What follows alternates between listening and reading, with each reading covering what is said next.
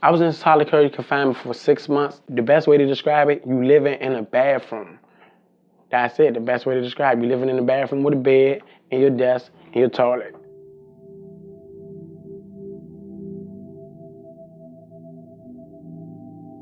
In the back of the cell, you got a window. But the window was all foggied up and like scratched up, like so you can't even see out the window. Man, I felt like my life was over. Why take the rest of your freedom? And they say that's the most important thing you can take from a person in life is time. Because you can never ever get it back, ever. You can't go back in time and rewind time. So it's like, my thing is, why lock somebody up while you locked up? You know what I'm saying? You trying to kill a spirit even more.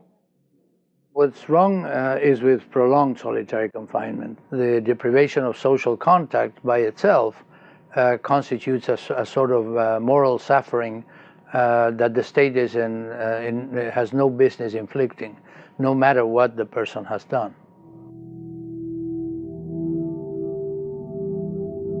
Long-term solitary confinement for juveniles, once a rare form of punishment, has become widespread in American jails and prisons. Critics say it's cruel and unusual punishment, but many states have steadfastly refused to end the practice. 2 cases show the range of offenses that can put a child in isolation for months or even years on end. Corey Bauer, age 13, was held in solitary confinement following his conviction for several minor crimes, the worst of which was stealing a television from his school. Michael Kemp was convicted of armed robbery at age 17. When you get charged as an adult, you automatically go in solitary confinement. And then there was just so many stories you heard when you coming up about jail and the adult side so violent, how, you know what I'm saying, people get raped in there. Then we was young, I was smaller than this. I was 150 at the most, soaking wet. And I was just like, man, I'm about to go in here with these adults. Okay, you have a 16-year-old show up at your jail, your adult jail, and she, mostly he, is slight and looks young and vulnerable, and is young and vulnerable, and so he's going to go on the, into protective custody. So facto, it just like night follows day. He was 13 when he was first put in solitary confinement. It wasn't called solitary confinement, it was called protective custody. He was a small kid in a facility with kids ranging in age from 10 to 21. He had never lived away from home. He had never been in a fight in his life. He went into general prison population in this facility, general population. And he became a target right away. So he ended up in protective custody, which was 24 hours a day in a cell by himself, all day, every day. You really feel every hour of being in that cell and you ain't really moving around or nothing, and you got bars instead of a door. They just like, man, you can go stir crazy in there.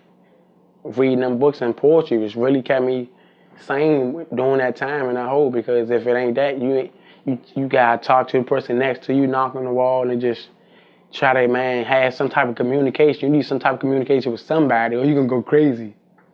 I still think he's gonna work the program and come home. And even if he doesn't, he'll spend a few months there and then he'll still come home, right? It'll still be fine. I don't understand what I've done or how serious any of this is until I go and see the lawyer. And then he's the first one that tells me the state's adjudicated your son delinquent. He's never coming home. And he says to me when he's 18 is when he'll be released. And at that point, you might as well buy him a bus ticket to the Angola State Penitentiary, because that's where all these kids end up, and it's the track it's always been. Your kid just happens to be a white kid caught up in a system that was meant to control kids of color back in the day, and that's what the facility where your son is now that's where it started out as a prison for kids of color. I was looking to find out how many systems, in fact, do use solitary confinement, how many juvenile systems. And this is not easy information to get, certainly from the states themselves. It's more numerous than we would like to think. There's evidence that this is being used in Texas, in Florida, in Virginia, but we don't really know the extent to which this may be problematic. It kind of crept up without anybody noticing. You know, the regulations change, nobody understands them very well.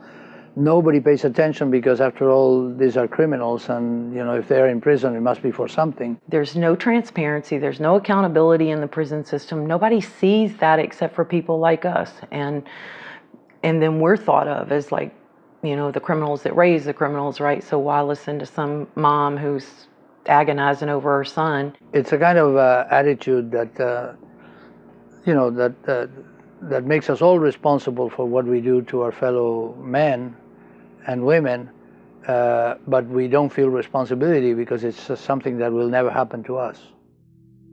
Despite the lack of information about young people in solitary confinement, last year's report by the Texas Criminal Justice Coalition hints at the size and the scope of the practice. According to state records in 2012, 36,000 juveniles were held in solitary confinement in Texas for an average stay of 6 months. The most common reasons for isolation were a failure to attend school and for their own protection.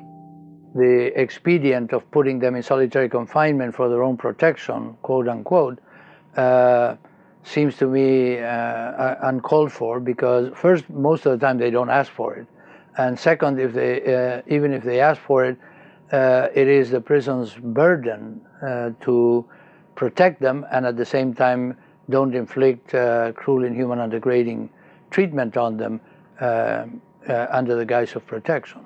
In 2006, a young man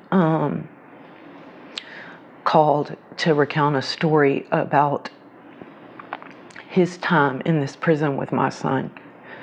And he told about my son being raped in solitary confinement by another young person. And this young man was put into a cell by guards, and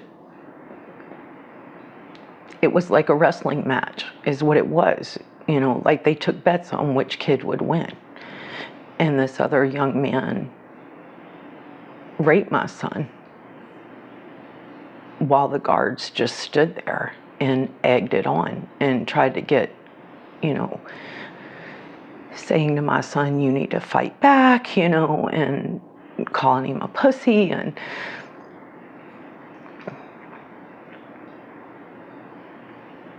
that was sort of this moment where you realize that all those things you saw and you heard over the years, you didn't escape that, and he didn't escape that. That's what happened to him, and that's why he had become so nervous and anxious and edgy and had changed from a really good kid who was grieving the loss of his grandmother into what society now labels a criminal. And the next witness to testify is Ms. Bauer. Afternoon, Chairman Scott and committee members. How I got to testify before Congress was because I was white and I look like white legislators in Louisiana that we needed to convince to stop doing this to children. And so I got chosen as a spokesperson. We passed the Juvenile Justice Reform Act of 2003, which a lot of folks in this country call the most comprehensive piece of criminal justice reform legislation in 40 years in our country, and we literally dropped the number of kids in state secure care from 2,000 to less than 400, where it remains today. We actually changed the way we incarcerated children in our state. We need to ensure that incarceration is used to punish, to deter, and to rehabilitate, but not merely to warehouse and to forget.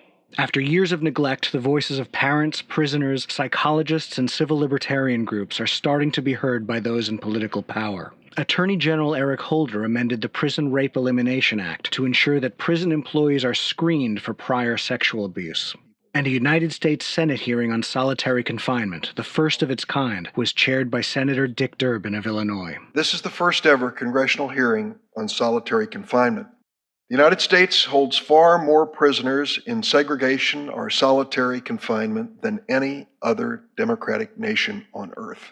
Durbin heard from experts, questioned the director of federal prisons, and even brought in a replica of an isolation cell onto the Senate floor. We're seeing an alarming increase in isolation for those who don't really need to be there, and for many, many vulnerable groups like immigrants, children, LGBT inmates, supposedly there for their own protection. I thought it was absolutely terrific that the Congress, and Durbin in particular, took such an interest. It has made a big difference in the field. In recent years, 7 states have either banned or restricted the use of solitary confinement for children. Despite the prohibitions, Grace Bauer believes that a permanent solution requires greater transparency behind prison walls. We have had laws in place in this country since the Juvenile Justice Delinquency and Prevention Act was passed, I believe, in 1974. Until there are more eyes focused on what goes on behind the walls of prisons in this country, we can never rest. So, do I believe the law is the answer? I actually don't. The answers are, in the case of protective custody in adult facilities, don't send kids to adult facilities, period. I would say, for example, that using it on minors, on juveniles, should always be prohibited, because the literature shows very clearly that the effect on the brain and the mind of an underage person is very different than in an adult. And they can never function productively as citizens again in the real world. Got me my first paid performance here. Yeah, $100. Michael Kemp was released from prison in 2008. After living in homeless shelters, he now works with the Campaign for Youth Justice, teaching young people to stay out of prison.